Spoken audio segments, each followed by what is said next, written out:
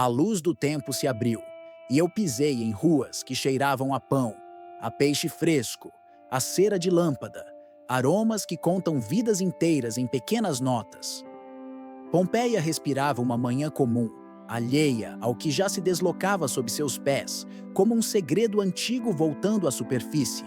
Era o ano 79 depois de Cristo, e as fachadas exalavam cores fortes, onde deuses e cenas cotidianas conversavam com quem passava. Crianças corriam, vendedores entoavam preços, mulheres penteavam cabelos à sombra de colunas. Tudo tão normal que a tragédia parecia uma palavra distante.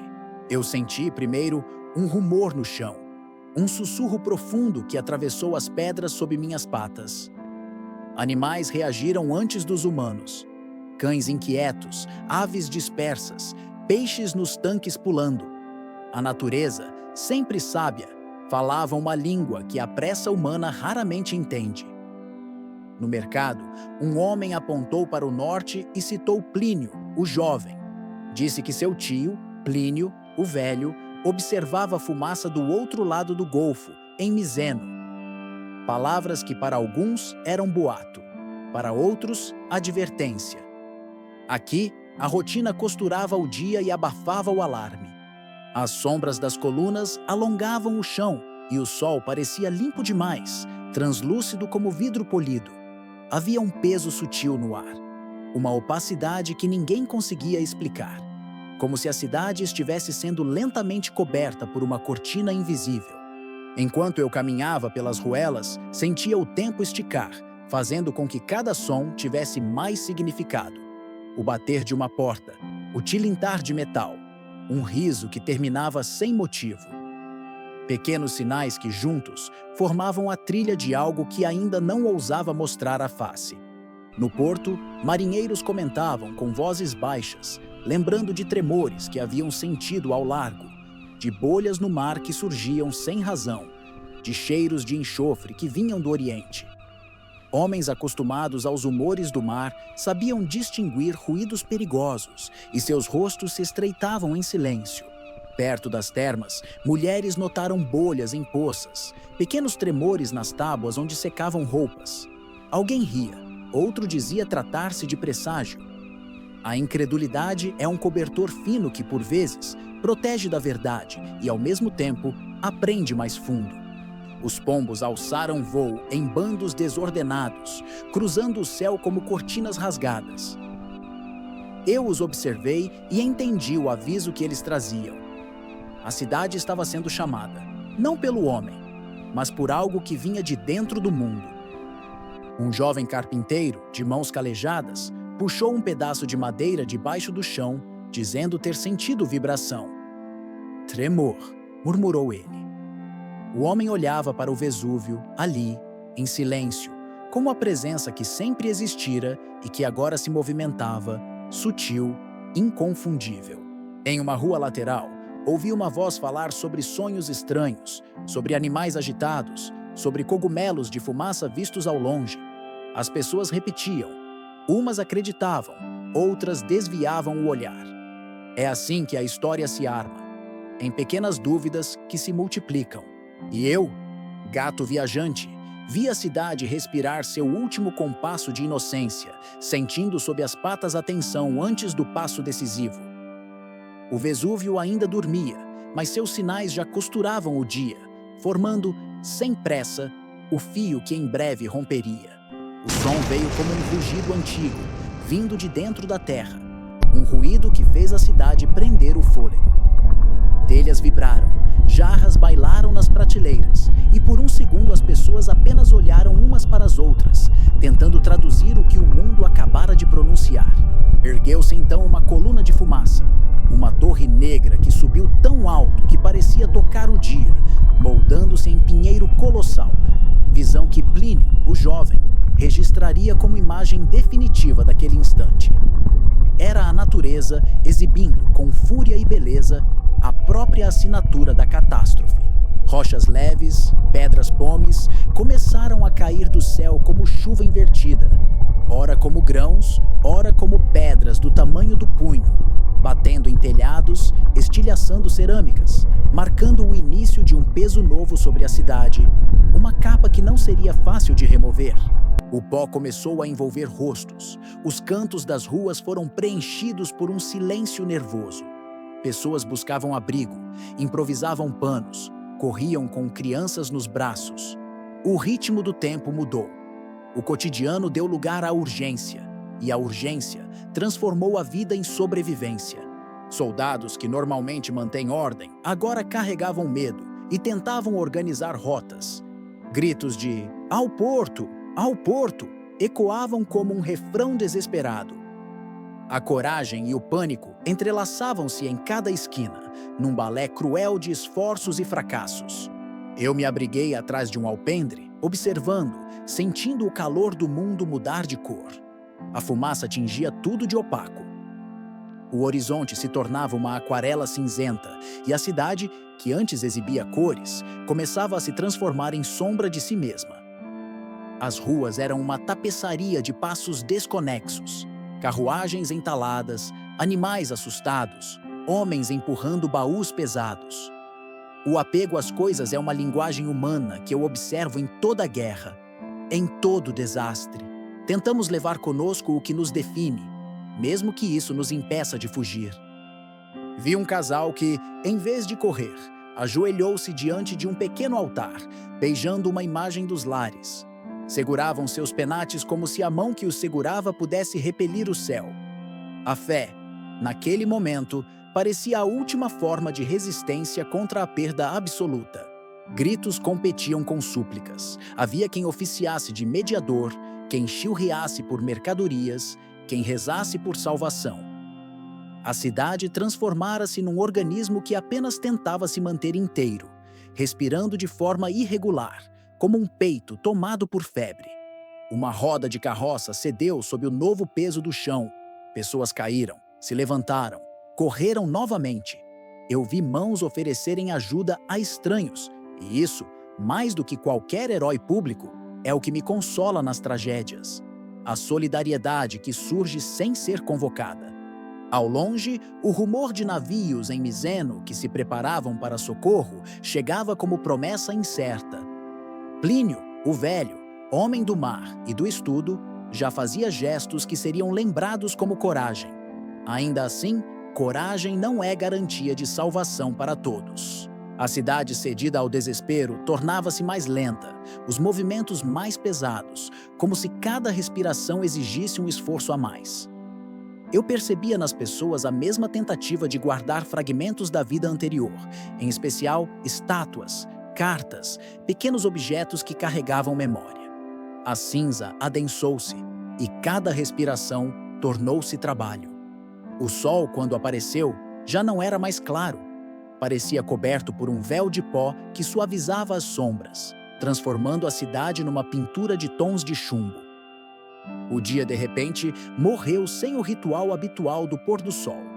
A luz foi tragada e uma noite precoce desceu, estranha, com trovões vulcânicos que riscavam o céu em longos traços de fogo intermitente. As trevas desse entardecer tinham a gravidade de um aviso definitivo. Homens tentavam arrastar cargas, puxar barcos, empurrar redes para salvar o que pudessem. Mas o peso do pó, que se acumulava como neve suja, tornava as ações inúteis. Quem insiste em carregar o passado, perde a chance de correr para o futuro. Relatos chegavam de navios em prontidão, de homens de coragem subindo proas, prontos a levar quem chegasse. Plínio, o velho, cuja figura se tornaria símbolo, comandava esforços que misturavam ciência e compaixão.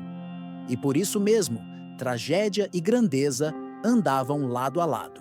Minhas patas estavam cobertas por uma película de cinza densa, e o som do mundo era agora um rosnado distante, repetido, que me fazia entender que nada ali seria jamais igual. O que o fogo não destruíra, a cinza sepultaria e depois preservaria. No meio do turbilhão, por entre pessoas que corriam e tentavam salvar objetos, vi tendas transformarem-se em abrigos improvisados e mãos anônimas distribuírem água, alma e cuidado, lembrando que mesmo no fim, a humanidade persiste em encontrar consolo onde pode. A noite parecia não ter borda. Cada passo levantava suspiros de pó que cobriam os rostos e apagavam as definições. Pisos, mosaicos, pinturas murais. Tudo se tornava cinza, como se a cidade fosse lentamente tornando-se uma escultura esquecida. Lugares que me pareceram tão cheios de vida, como banhos e academias, estavam abandonados. Utensílios ainda mornos sobre mesas, pratos parcialmente cheios, indícios de um cotidiano abruptamente interrompido. A vida ali cessou no meio de um gesto, e isso me dói. Havia momentos entre explosões quando o silêncio parecia mais alto do que qualquer som anterior. Nesses espaços, eu sentia as histórias das pessoas, vidas inteiras comprimidas em pequenas ações. Uma palavra não dita, um encontro adiado, um abraço prometido que nunca se concretizou. Vi um grupo lutando para alcançar o litoral, arrastando corpos, empurrando redes. Mas o mar, que tantas vezes fora refúgio, agora devolvia ondas que chutavam destroços, e o porto acumulava restos que impediam partidas. A salvação, por vezes, também é um porto bloqueado. Em uma viela, encontrei uma família que tentava acender uma vela. Seus olhos refletiam medo e ternura ao mesmo tempo. A chama tremulava e a cinza tentou calá-la, cobrindo cada fôlego. Ainda assim, havia nesse gesto uma insistência em permanecer humano até o último instante. O tempo, às vezes, se curva diante da tragédia, não como ato de misericórdia, mas como reconhecimento. Eu senti o peso desse reconhecimento, o modo como o mundo se dobra e registra, silencioso e implacável, cada gesto que o destino interrompeu. Na manhã seguinte, veio o som que ninguém mais suportaria descrever. Um rugido tão profundo que parecia atravessar a carne do mundo. O Vesúvio libertou o que havia acumulado por séculos, em um único movimento de princípio e fim. A nuvem piroclástica apareceu como um fantasma de calor e pedra, descendo a encosta numa onda que não pede misericórdia. Era rápida, invisível em sua letalidade, e as pessoas ainda atônitas não tiveram tempo nem para o último grito. Vi o ar vibrar como uma corda tensa e senti o corpo enrijecer. O calor vinha sem aviso, um aperto que queimava a pele e entorpecia o instinto. As formas humanas cessaram o movimento, como se o tempo lhes tivesse dado uma pausa eterna. Algumas mãos ainda gesticulavam num esforço absurdo, como quem tenta segurar algo que se dissolve no calor. Outras procuravam crianças, outras ainda tentavam abafar o último sopro de quem estava ao lado. E tudo se tornou estático, como em esculturas que não se movem mais. A nuvem passou rápido, e quando tudo se acalmou, restou um silêncio tão grande que parecia sagrado. Eu caminhei entre os corpos petrificados, não com horror, mas com reverência. Cada pessoa ali preservava uma vida inteira numa postura final, e isso me partiu. O Vesúvio, após seu arremesso de morte, ficou imenso e calmo, como se tivesse devolvido ao mundo o que mantivera em seu ventre. Havia uma sensação de que algo havia sido escrito ali, não em papel, mas em pedra, em cinza, em formas que o tempo guardaria. As ruas agora eram corredores de memória, e eu caminhei entre formas que pareciam ter sido esculpidas pelo próprio destino. A cidade parecia uma vitrine trágica, mostrando ao futuro o que o cotidiano realmente significa quando interrompido. Havia cenas que pareciam histórias pequenas, contadas em gestos congelados. Um comerciante com a mão ainda estendida, uma mãe encolhida com o filho no colo, um artista cujo pincel havia caído. Cada quadro dizia mais do que qualquer crônica. Lembrei-me então de Plínio, o jovem, que colocaria em letra o que a vista não alcançava. A sensação de impotência distante, a narrativa de perda vivida por quem observou de longe. Sem suas palavras, talvez a cidade tivesse permanecido apenas uma marca de pó e silêncio. Mas havia aqueles que jamais teriam seus nomes escritos, cujas vidas se tornaram formas anônimas. Eles constituíam o tecido humano que a catástrofe não deixou apagar por completo. Suas histórias, agora petrificadas, falariam por séculos. Andei por casas onde mosaicos ainda mostravam cenas alegres, rostos de guerreiros, deuses, amores. Era estranho ver tanta beleza enterrada, como se a cidade tivesse decidido se preservar no gesto final, fornecendo ao futuro um espelho do próprio passado. O tempo começou a se mover de novo em torno de mim, mas algo havia mudado. Eu carregava comigo a certeza de que a memória humana, mesmo amputada, encontra maneiras de permanecer, e que a tragédia, paradoxalmente, é também depositária de lembranças. As bordas do real se desfiaram, e a cena de Pompeia começou a se afastar. Não como se esquece um quadro, mas como se guarda uma relíquia pesada, com cuidado, com reverência e com a sensação de perda permanente.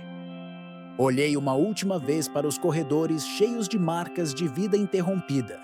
Ali, entre estátuas e ossos de cerâmica, repousavam milhões de histórias que jamais saberiam o próprio final. E eu compreendi que testemunhar é, ao mesmo tempo, honra e castigo. Senti o tempo girar ao meu redor, construindo uma passagem feita de luz frágil. Nenhuma pista sobre o destino que me aguardava. Apenas a certeza de que há eventos que pesam até no próprio vento. Eu os levo comigo, como quem carrega brasas apagadas. Respirei a última baforada desse lugar que fora cidade e agora era memória. O cheiro da cinza permanece, mesmo quando se vai. E eu, viajante, senti que havia uma responsabilidade: lembrar sem reduzir, nomear sem trair. O arco do salto se abriu. Não havia mais gritos, apenas o sussurro do tempo que chama, e a pequena convicção de que, onde eu for, levarei o peso das vidas que vi desaparecer, transformando-as em histórias a serem contadas. Fechei os olhos e deixei que a luz me levasse. Pompeia ficou para trás, mas suas imagens continuaram vivas dentro de mim, como páginas gravadas em pedra. E assim, mais uma vez, parti, sem resposta, mas cheio de lembrança. Se você quer continuar viajando comigo por instantes que moldaram o mundo, deixe seu like, inscreva-se e ative as notificações. Cada salto revela memórias que ainda respiram sob as cinzas. Até a próxima viagem.